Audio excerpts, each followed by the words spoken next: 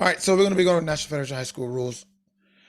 If you have any questions, please wait to the end. We will cover all the questions at the end of the class, all right?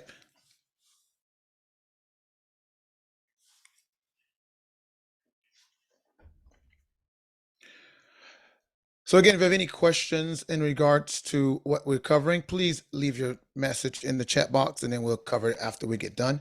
Other than that, we will just be going straight forward.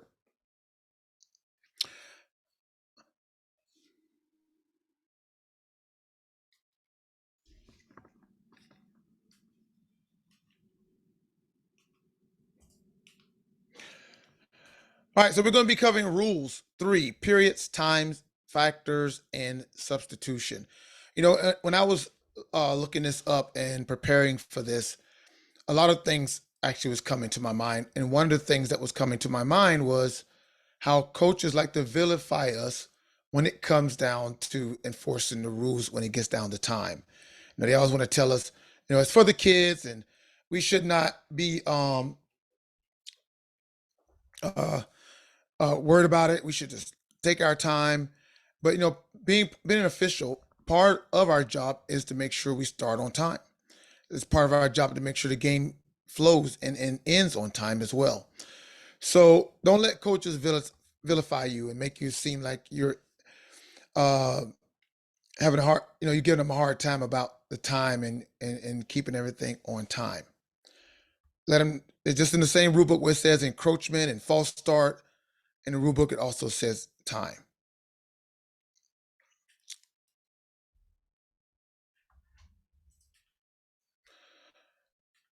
All right, so let's look at some of the referee's responsibility in Rule 3.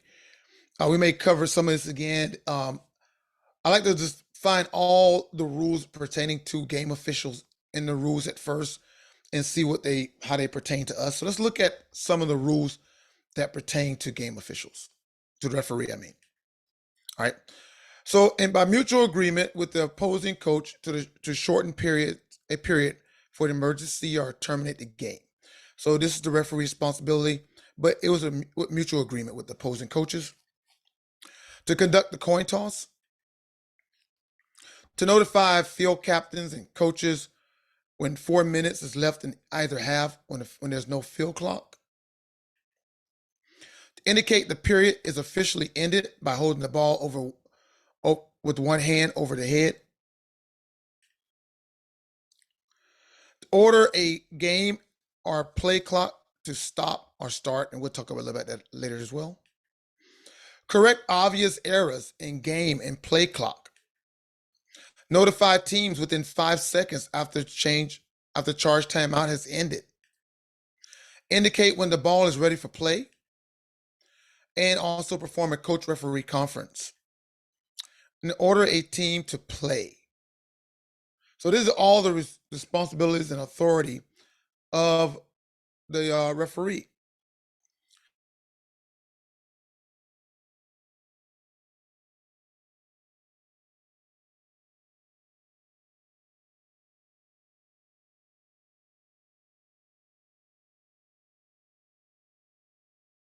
Officials. We can authorize that's all of our responsibilities on the field, not just the referee. Official timeout. So we all can give official timeout for different various reasons. We'll cover that. And declares the ball dead. Right. So these are all what we do as game officials. So let's look at section 1, the length of periods, halftime, and intermission. All right, so there's a chart right here looking at the length of periods. All right, it's a 48-minute running game time divided into 4 equal parts, 12 minutes for the first period, then a 1-minute break, and 12 minutes, so on and so forth, with a 15-minute halftime, with a maximum of 20 minutes, and a 3-minute warm-up.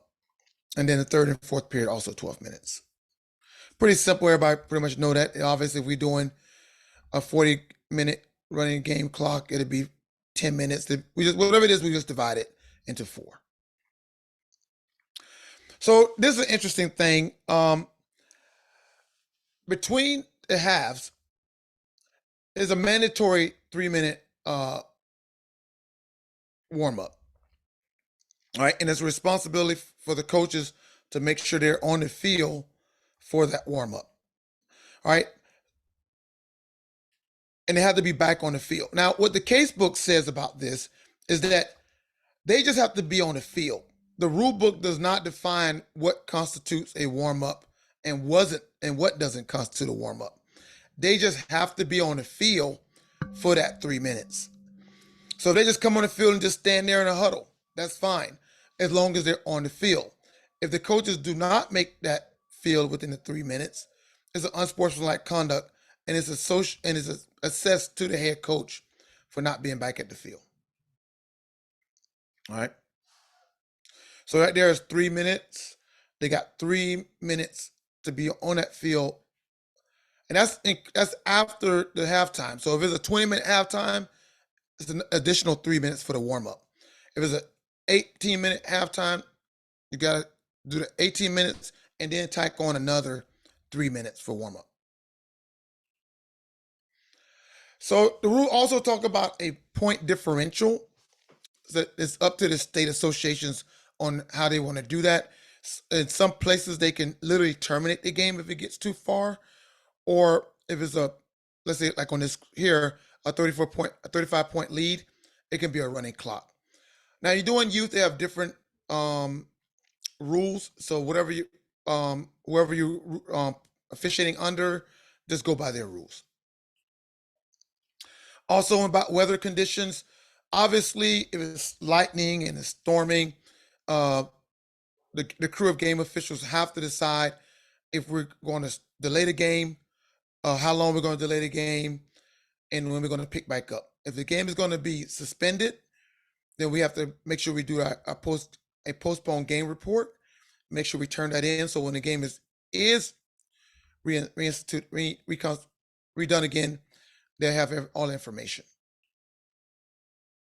All right, that's pretty quick. It's just talking about timing. Let's get into the meat of the whole discussion. Here we're going to be covering section 2 and 3, and it's starting and ending a period. All right, so rule 321, the coin toss. All right, the coin toss should be done in the first half of the game. It should be done 3 minutes before scheduled game time on the field of play. Now, you can do this off the field of play if agreed upon by both coaches. You can do the coin toss off the field, and then you'll come on the field and just reenact it, but the coin toss can be done before you get to the field. In the presence of 4 uniform field captains. Now, in high school, a player may get hurt and they may want to be a captain and come out in plain clothes. It's not allowed. Any captain that comes on the field at the high school level must be in uniform. All right. Captains from each team may be present at the coin toss. All other team members in game uniform must remain outside the field of play. So you might see in wing officials, this is a great look for you and that you should be paying attention to. You'll see them, they want to lock in arms and come to the hash marks or come on the field. That is not allowed, okay? They got to stay outside the field of play. And in Rule 2, the field of play is any area within the boundary lines and goal lines. So they have to be in the team box, in the coach's box, whatever. They just can't be on the field of play. And we got to make sure that we enforce that, okay? So let's get back to the coin toss. Only one captain from each team shall be the designated spokesperson. And typically, obviously, they'll stand next to the referee. And the referee will instruct the visiting captain to give heads or tails before the coin toss. Now, the winner of the coin toss, all right, has first choice option. The first choice options are to choose whether his team will kick or receive, to choose the goal his team will defend, That's the two choices. He's going to kick, receive, or defend a goal. Or the winner may defer his first choice option for second half. So basically, I won the coin toss. I get first choice option. I can say, you know what? I don't want to make a choice this half. I want to make a choice the second half. All right. That's what it means by deferring. Now, if I choose, I could choose either kick or receive or to defend a goal. So let's talk about this for a minute, because this is where we have a lot of problems and a lot of coaches get the misunderstanding. If you choose to kick, that's your choice. A kick is not a deferred. All right.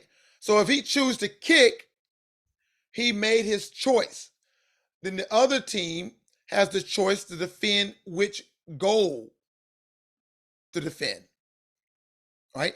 If he chooses to receive, the other team chooses which goal to defend. So kick and receive are one choice. So I know some referees go, they ask the captain, if you win, what do you want to? He said, I want to receive. Then he asked the other captain, which way you want to kick. Well, kick is not an option anymore, because kick and receive are on the same line, on the same choice. So you ask him, which goal do you want to defend? Right? That's his choice. So the best thing to do in preventive officiating, and a good practice to do, is when you have your pregame, ask the coach, the head coach, if they win the coin toss, what would they elect to do? Receive or defer? I typically leave out kick, because they don't understand what that means. They think kick means I get ball second half. It does not. All right. So now the other choice option. So the other choice option, let's say they didn't choose to defer. The loser shall have first choice option of the half the winner didn't select. So again, if I select to kick, that was my first choice option. Now the loser get to choose those two options in the second half. That's why it's very important that the team and the captains understand this. Remaining option goes to the team who didn't have first choice. All right. So what we're going to do, we're going to look at a video of this. It's a great video. It goes through the whole coin toss. So let's take a look at it. And again, if you have any questions, we'll talk about it at the end, and you can just take notes. But this is the correct way to do a coin toss, referees.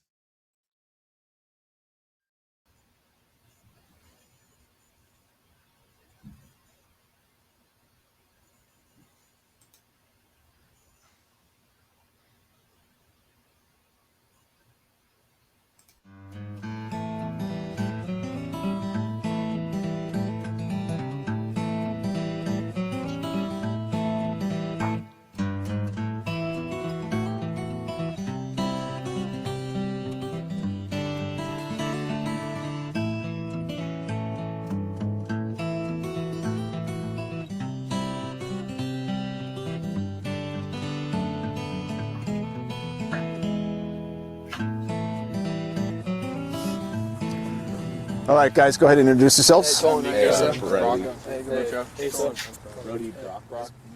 Congratulations for being selected captains tonight.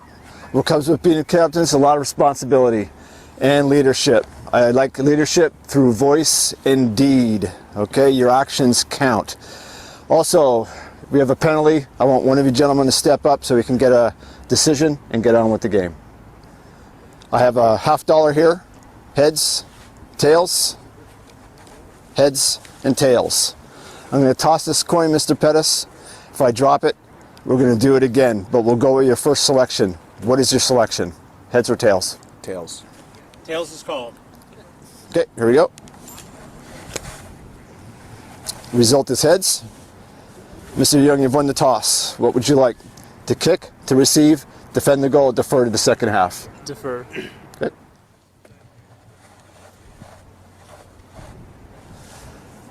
All right, Mr. Pettis, it's your choice. Do you want to kick, receive, or defend the goal? We want the ball. You like the ball. Mr. Young, I'm going to come back to you and ask you what goal you like to defend to start the first half. We want to defend this goal. Okay. All right, guys, let's put your back to the goal you like to defend. Mr. Young, you're over here. Mr. Pettis, you're over here.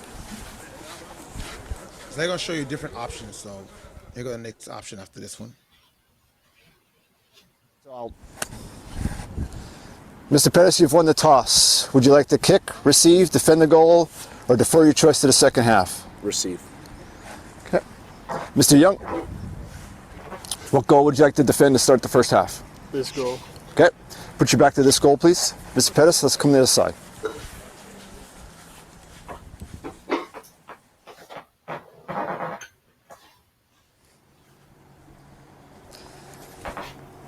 All right, so we're not gonna cover overtime, but you see that there with the timeouts, with the coin toss, how they did the coin toss. I know a lot of officials like to drop the coin. The coin is not supposed to be dropped. You're supposed to catch the coin, flat-headed, and then show if it's a heads or tails. You're not even supposed to flip it either. You're supposed to just catch it like you saw in the video. But that's how you do a coin toss, and this is a good video to watch. Now let's talk about football periods. Now it's interesting. Again, as I was preparing for the day, I was trying to look for a definition. I love definitions. It helps me get a better understanding of what I'm reading and stuff like that. So believe it or not, the rule book does not define what a period is. Now I know some of us call it quarters, but the rule book actually call it period. So periods and quarters are, in layman terms, are the same thing, but we actually have periods. We don't have quarters. So I went ahead and defined what a period is. A period is a block of playing time that evenly divides the total clock running time, all right? So that's my definition of what a period is, since the rule book decided it did not want to give us a definition. Now let's talk about the end of a period. So at the end of each period, the referee shall hold the ball in one hand overhead to indicate that the period has officially ended, after delaying momentarily to ensure that a couple of things. Here we go. There's no foul has occurred. All right, so the clock ran out. The referee going to look around, make sure there's no flags on the ground, make sure we have no fouls. And then if you don't see a foul, that's one way we can call the end of the period. Make sure there's no obvious timing errors have occurred, that there's more time on the clock, or they're disputing that there should have been more time on the clock, or the clock ran out when it shouldn't have. Make sure there's no coach referee conference. Maybe on that play, the coach has a question about a misapplication or misinterpretation of the rule, and no other irregularities has occurred. So after the referee or she does all that, they're going to indicate that the period has ended. All right. So again, what we're going to do is in Rule 324. It says between the first and second and between the third and fourth periods, the team shall change goals. Team possession, number of the next down, the relative position of the ball, and the line to gain remains unchanged. So we're going to watch another video here about them doing the end of a period.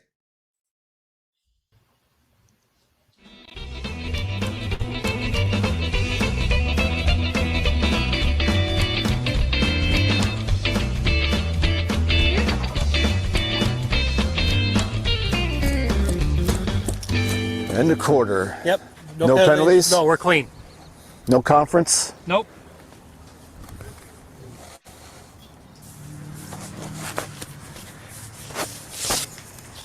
Greg, I've got the home team with the ball. That's blue. And I've got third down and 4. Your yard line is on the 41. My clip is on the 40.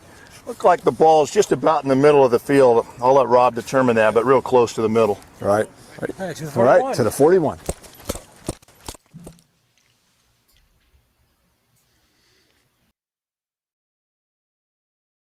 Go. Gentlemen, into the quarter, we're going to go down to the other end of the field, and we're going to switch the ends of the chain. John, Sam, go ahead and go down now to the 41 and set up. I'm going to grab on either side of the clip. I'm going to ask you to go to the back side. There we go. Thank you very much, Joe. Rush, you're going to go down there. Guy, you're going to follow us.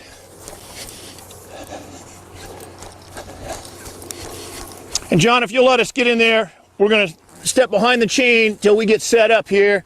Go ahead and take your box out of my way for just a second. I'm going to set this up on the back side now, the other side. Pull it tight. All right, gentlemen, go ahead and back up. John, you can go ahead and set up. Very good. And we still have third down. Pull it tight.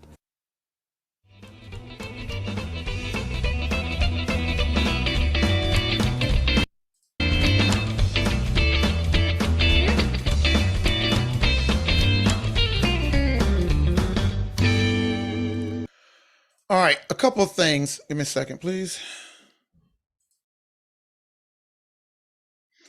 All right, so at the end of that video,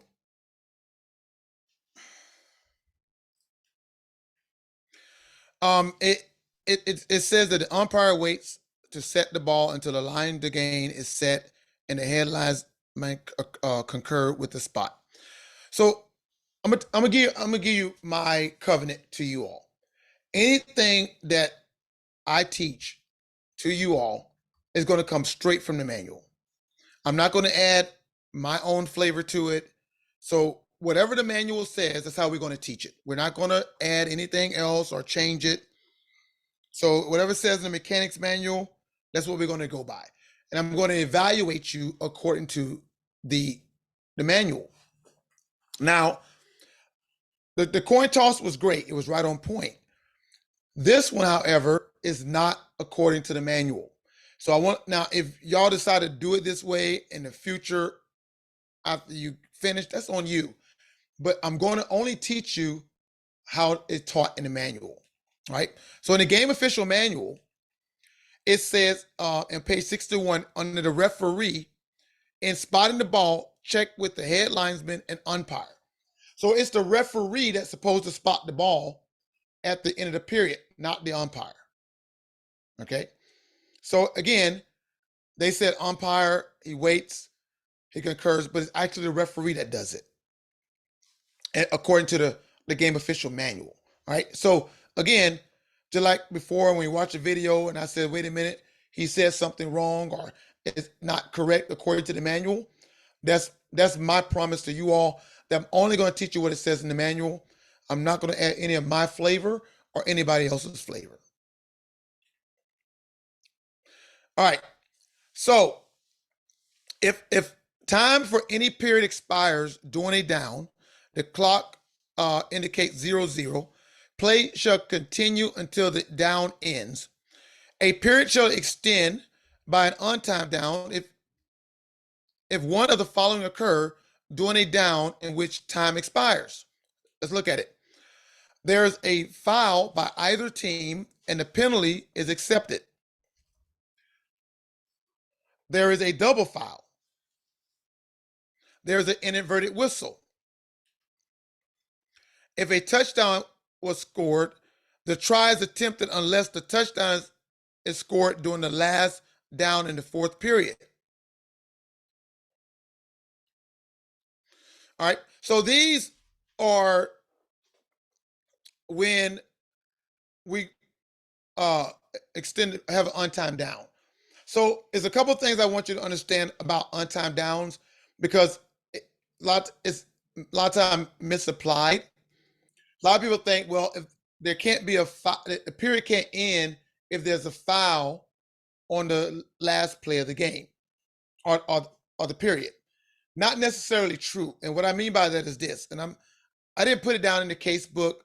And if you want to know at the end, I can read some in the case book for you.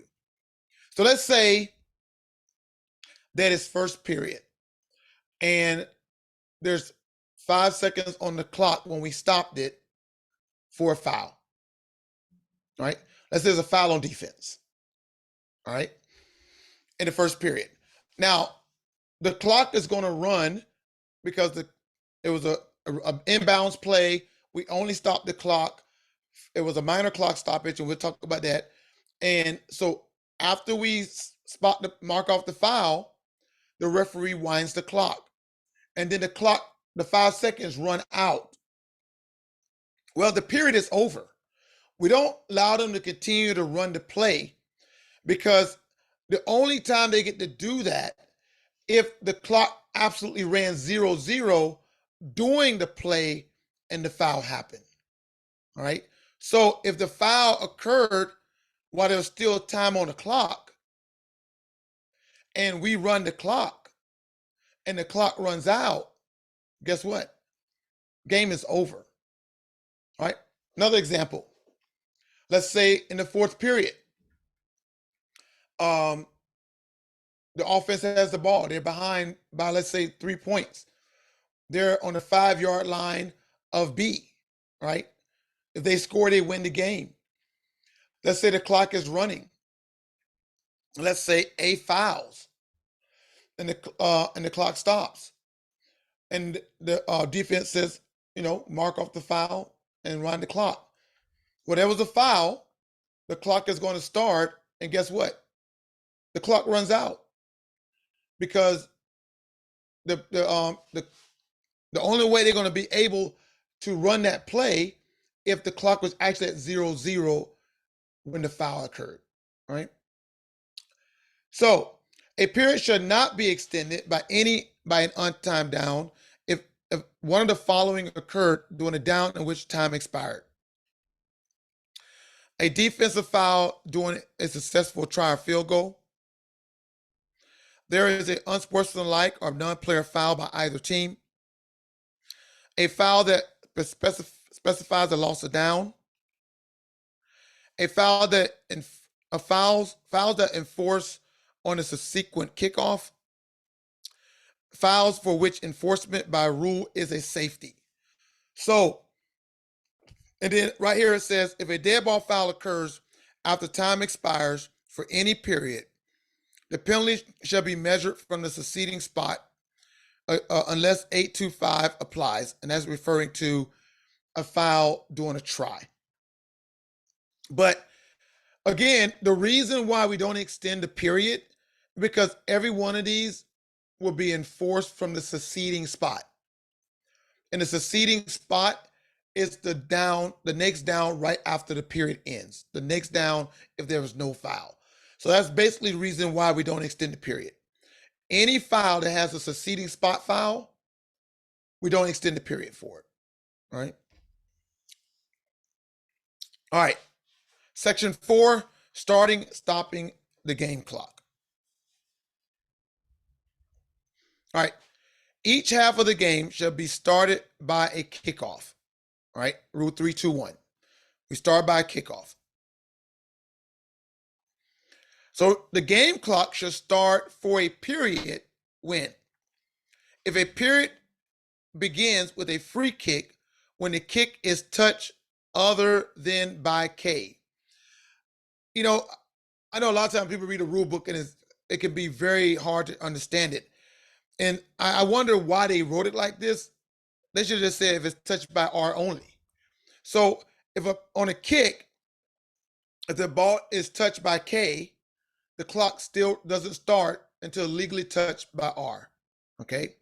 So although it is an onside kick and it touches K, the clock remains on start the clock or wind the clock until after it was touched legally by R.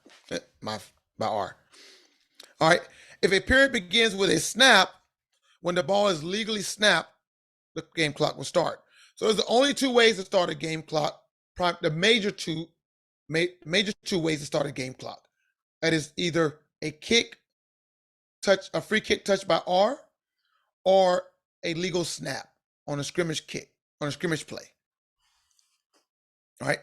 So this is the deal, and this is one of the main reasons why we're starting the training early this year. Is one of the bigger the challenges I see among game officials lately is stop clock mechanics. right? We have a really bad percentage when it comes to knowing when we're supposed to stop the clock, right? We have to learn how to be conscientious game clock managers. We got to know what's going on, where we at on the field, what the status of the ball is, all of that. And I see officials either at the end of the kick, they're just coming in. They have a foul in the play. They're just coming in. They're not using stop clock mechanics. And the best way to do it is to start visualizing it. Visualizing when you're going to use your stop clock mechanics so you can start developing the natural responses and instinct that you need. Officiating is not just getting out there being blindly walking around like, no, you got work to do on the field. And learning your stop clock mechanics is one of them. So we're going to look at when the clock's supposed to stop and knowing that that's your responsibility. You're supposed to stop the clock. All right. The down ends following a foul. This is what we see. You'll call a false start, or you'll call encroachment, or you'll throw a flag for holding. And then at the end of the play, you're just running in. If you throw a flag and you have a foul, you stop the clock. If it's a dead ball foul, like a false start, you blow your whistle, you throw your flag, and then you stop the clock. If you got encroachment, you blow your whistle, throw your flag, and then you stop the clock. Even if the clock is not running, you want to develop the habit and the instinct and the natural response, stop the clock. Okay? You throw a hole, you follow the play. At the end of the play, when you're blowing your whistle and tweeting your whistle that, hey, we got something going on, guess what? Stop the clock. Don't let the clock continue to run. You have a flag. It's not the referee's responsibility to stop the clock. It's not the other officials on the crew responsibility to stop the clock. You stop the clock and they will mirror you. But you have the primary responsibility of stopping the clock, right? And I tell you, I've seen it this year. I see it all the time with new officials and veteran officials not knowing when to stop the clock. An official timeout. No, we're pretty good at that, right? We say injured player. We know to do it then. A charge timeout. Again, it's simple. We know to stop the clock. The period ends. Do we stop the clock? Although it says the clock ran 0-0. In the mechanics manual, it does talk about actually stopping the clock as well. The ball goes out of bounds. Again, we'll talk about forward, lateral, and backwards in Rule 4. But when the ball go out of bounds in player's possession or out of player possession, we stop the clock. Now, if you did your reading assignments in your workbook, it talks about stopping the clock before you get to the spot. All right. So if a runner goes out of bounds, forward progress out of bounds, coming downfield and stopping the clock is good game management, because if you wait to get there, you're costing that team seconds. So if they go out of bounds, you will stop the clock, blow your whistle, and get the spot. Okay? And again, you can read it in your reading assignments. If you don't got a workbook, once you sign up, we'll get a workbook to you and you can read it in your reading assignments. All right. Forward pass incomplete is the clock stop. Now, we don't use the clock stop signal. We use the incomplete signal. I was going to add it, but I didn't. But that's the only one we don't use this for. All right. So this means stop clock too. Incomplete pass means stop clock. Inverted whistle. So this is what happens. Somebody blow an inverted whistle. Everybody just keep watching, but no one's stopping the clock. All right. If you hear an inverted whistle, let's stop the clock. Lay out our air on that whistle and blow, blow, blow, blow, blow, blow. Stop the play. Stop the clock. Let's not waste time uneasily on the clock. All right. An airborne receiver is carried out of bounds, not backwards. Again, If he's carried out of bounds forward, we're going to stop the clock, right? If he carried it backwards, we're not. And we'll talk about that when we talk about running in out of bounds forward, lateral, or backwards in Rule 4. All right. So we talked about the two major ways to start a clock, either by touching by K on a free kick or a legal snap on a scrimmage play. There also is another way the game clock can start, and that's the referee ready for play. All right. This can also start the clock, but it's not a major, and we'll talk about why it's not a major. All right. So a ready for play will start the clock if we had an official timeout. So if we had called an official timeout for like heat, exhaustion, and we'll cover some of that here in a second. Once we finish, we're going to start the clock. All right. Now it says this unless a major clock stoppage is involved. That's not what it says in the rule book. It actually has something there, but I didn't have enough room to put it there. But when we cover the other reasons, you'll see it in there.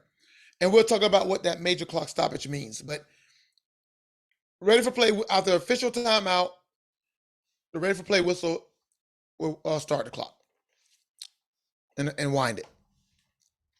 Following a foul after the ball becomes dead unless a major clock stoppage is involved. So let's say we're running down the field. We have a block in the back. We have defensive holding. We're going to stop the clock. The only reason why the clock was stopped because of the foul. And then once we finish administering the penalty, the referee going to blow the whistle and start the clock. An inverted whistle unless a major clock stoppage is involved as well. So again, we have an inverted whistle. We're stopping the clock because of an inverted whistle. But once we decide if we're going to take the result of the play, redo the play, we're going to start the clock. Okay, and with the referee signal. All right, so let's talk about what I mean by major clock stoppages. I took it from the Reading Study Guide, and it is important to remember on any given play, there may be more than one reason for a clock to stop. Whenever there is more than one reason for stopping the clock, and one of those reasons requires to start on the snap, then starting on the snap prevails. So in other words, if we have an incomplete pass and a foul, let's say we have pass interference on an incomplete pass, we know that if we have an incomplete pass, the clock stops and the clock won't start until the snap. However, we had a foul, and we know that we always stop the clock for a foul. But because the rule says that the clock does not start until the snap on an incomplete pass, it takes precedence over stopping the clock just for the foul. So that's an example, okay? All right, to say it in another way, the reason for stopping the clock the reason for starting the clock on the snap outrank those for starting on the ready. Thus, we can classify reasons for stop the clock as major and minor clock stoppages, right? That's why I coined that phrase from. So the ready for play cannot start the clock for a new period or a major clock stoppage, all right? So let's look at what we mean by major clock stoppages. The ball goes out of bounds, right? So a runner runs out of bounds, the ball out of bounds. The rule says the game clock will start on the snap if that happens. So that means that's a major clock stoppage. No matter what else happened, the ball is going to start on the snap. We don't start it on the ready for play. B or R is awarded a new series. That's defense or the receiving team. Obviously, it's a change of possession. The clock starts on the snap. A new series following a legal kick. Again, there'll be a field goal, a scrimmage kick, the punt that goes into the end zone or whatever. The clock will start on the snap. The ball declared dead behind goal lines. So let's say we have a running play as a whole, and he scores a touchdown. So the ball became dead once they crossed over the goal line. Now, although it's a running play, and we had a foul in that play, because the ball became dead behind the goal line, the clock does not start until the snap. All right. Forward pass is incomplete. A charged timeout. The period ends. A team attempts to consume time illegally, like delay a game on offense or defense. Delay a game foul is accepted. And a fair catch is made. Okay. So these are what we call major clock stoppages. And again, only a free kick or a legal snap should start the game clock in any of these. A ready for play cannot start the game clock. All right, so look at some minor clock stoppages. An awarded or a measurement for a first down. So let's say we got a first down. We're going to stop the clock as an official timeout. Once we spot the ball and move the chains, if that's the only reason why we stop the clock, the referee is going to wind it and start the clock. For an injured player, again, if the only reason why the clock was stopped was for the injured player, we're going to start the clock. All right. So let's say we had an injured player and a timeout. Right. Well, the timeout takes precedence over the injured player. So that and we know if we have a timeout, the clock starts on the snap. So the clock will be started on the snap. To dry or change the game ball, a heat or humidity timeout. So we have, a water break, timeout, and that's the only reason why we stop the clock. As soon as we get back and spot the ball, the clock will start. Unless a coach calls a timeout, then again, or the ball went out of bounds and then we call a water break, the out of bounds takes precedence over the water break. All right. A coach referee conference. So if the only reason why we stopped the clock was for the coach referee conference, the clock will start on the ready. For unusual delay, for any unusual delay, any attempt to conserve time illegally, we can actually start the clock, and it's called evoking 346, and we'll talk about that at the end. A sideline warning. So we're gonna stop the clock for a sideline warning. We're going to let them know they need to back the guy to the coach's box. The referee is also going to give them a signal, and that's the only reason why we stop the clock. We're going to start the clock right afterwards. Any other official timeout, a dead ball following any penalty except accepted penalty for a delay of game foul, equipment worn improperly, including the helmet coming off or repaired within 25 seconds, the 4-minute warning when there is no visible game clock. Okay, so if there's no game clock, it's almost, think of like a 4-minute warning in the second and fourth period. That the referee will stop the game clock and he'll let the captains and coaches know what's the remaining time. Only at the 4-minute mark, not at the 2-minute mark or anywhere else like that. So all these are minor clock stoppages, and these are the only reason why we stop the clock. We're going to start the clock as soon as we finish what we're doing. All right, another thing is good to know, we need to know, when a foul is committed with less than 2 minutes remaining in either half, the offended team has the option to start the game clock on the snap. In mammogram A, Team B trails when Team A fouls.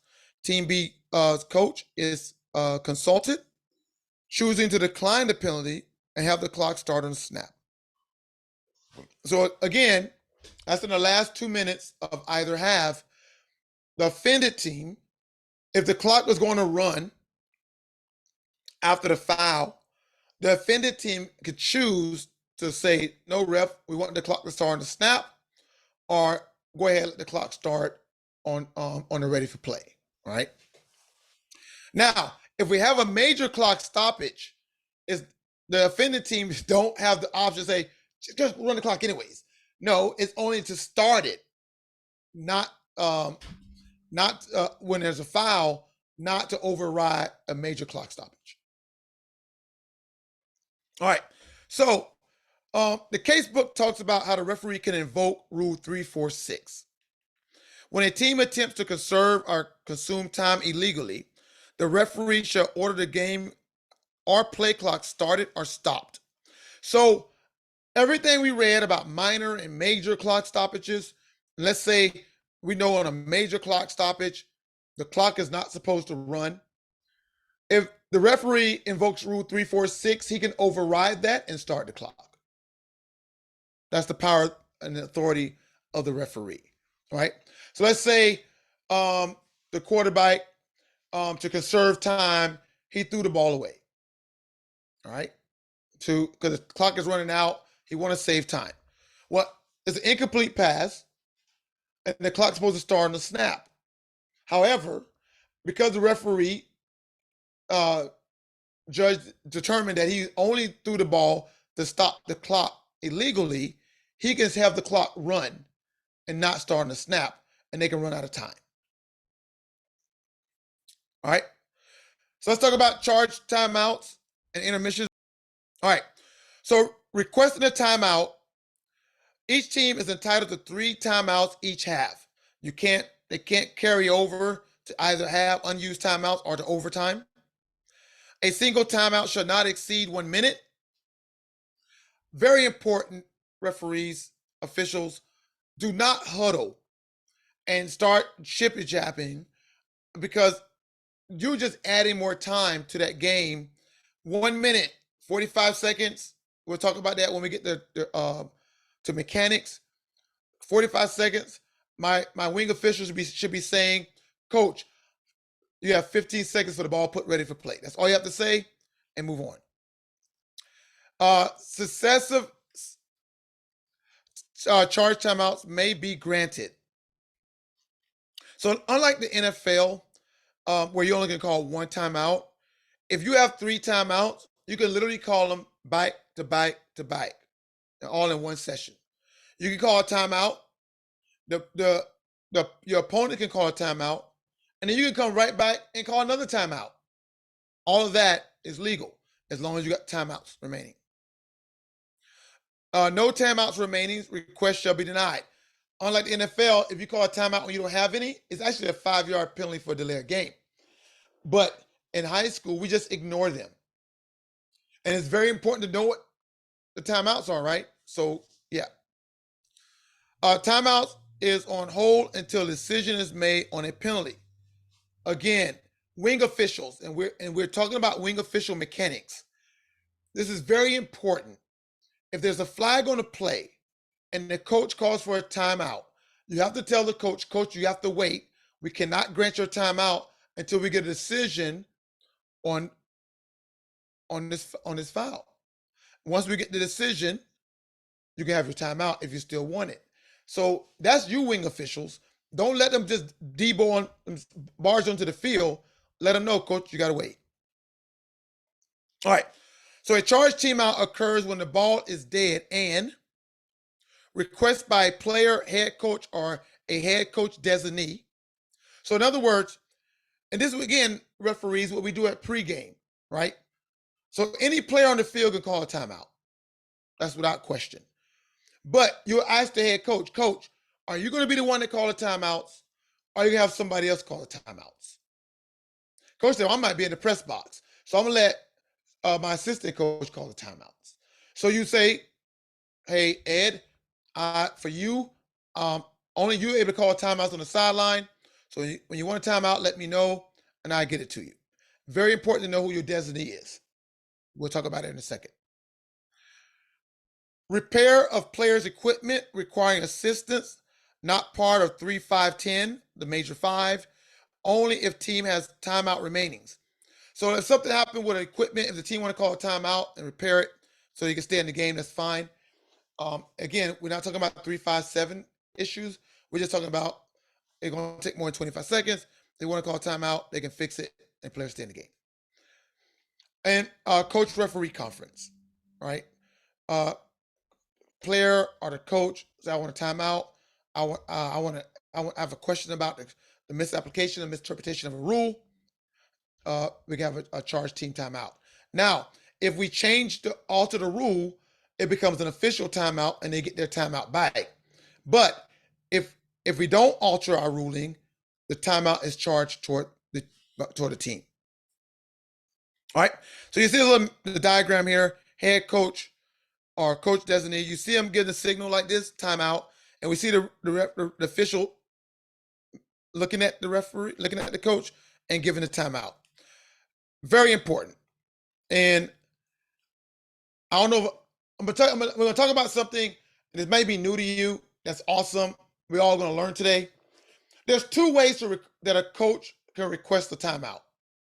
Wing officials, there's something, and I go through a skit at the end, a script, but understand there's two ways for a coach to call a timeout. All right. One will save them time, and the other may cost them time. All right. The first way they can call a timeout is by advance heads up before the snap. Hey, Andre, I'm going to call a timeout as soon as play is over. All right. So I know, okay, timeout is over. When the play is over, I'm going to give the coach a timeout. The other way is anytime without an advance notice. In other words, I want a timeout. Or the play is running, the clock is 10 seconds on the clock, timeout. All right. Now, typically what happens is we'll call it, and the coach says, hey, I call it with 10 seconds on the clock. Y'all need to add that 5 seconds back to the clock. That's what we normally hear. In the case book, I want to show you something in the case book. And in situation 3.5 to situation B, Team A wishes to call a timeout. And it goes, a player requests a timeout. It says the head coach on the field requests a timeout. Now, there's also a C and D, but it's not relevant to what I'm trying to bring across. So I'm just going to go with these two. If you look it up, you can see the rest of them, but it still gets the point across. Now, the ruling is this: A or B, upon visual contact, timeout is granted. Now, notice what it says under visual contact. In other words, if I'm looking this way and I hear timeout, I'm going to turn to see who's calling it, because only the designee or the head coach can call a timeout. An assistant coach can't call a timeout. A player on the sideline can't call a timeout. Only the designee or the head coach. So if you hear a timeout, you have to make visual contact before you give the timeout. So you may lose 3 to 5 seconds on me making that visual contact. We don't add the time back to the clock. All right. Timeout is given when we give it. So as a wing official, it'd be great if you go up to the coach, hey coach, there's two ways you can get a timeout. All right. Let me know ahead of time, or you can let me know anytime you want, but you may cost you some time. All right. You may lose 3 to 5 seconds if you wait to call it at the end of the play, because I'm about to make sure you're the one that's calling it. But if you let me know before the play is over, hey ref, hey Andre, whatever your name is, whatever you want to tell them, I need a timeout. You're going to make visual contact. Give me the timeout signal, and I'll give it to you. Because we get tone deaf out there, right? We're not paying attention to the coaches. They're yelling at us, yelling at the players. Sometimes I think the coach is calling timeout, and he's not. He's talking to his players. So I'm looking. I try to make visual contact. There's other times where an assistant coach will call a timeout, and then you will grant it. And it's like it's their last timeout. And then their head coach will say, I didn't want that timeout. I didn't call that timeout. And then we're looking like, okay, so I guess we'll start to play. But guess what? They got what they wanted. The clock already stopped momentarily. They already got set up, and we still gave them a timeout later. So we don't give timeouts until we make visual contact. The coach should know that. So when he says, hey, I need my 5 seconds back, coach, I'm sorry, the timeout came when I saw you. That's when the timeout was granted, not when you called it. If you want a timeout, you want to save time, guess what? Let me know in advance. All right. So there you go. All right. Let me get done.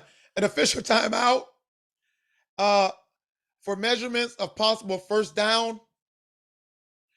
When a first down is declared following a charged team change of team possession.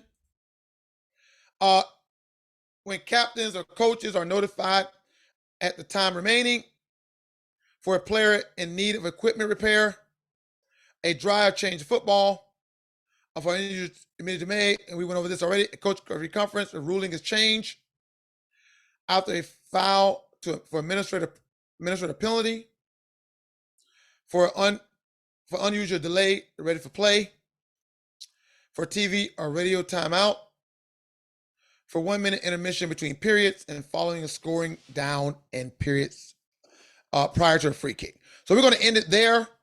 And we'll get into this. This is where we start off next week. So I'm going to end the sharing, and I'm going to stop the recording.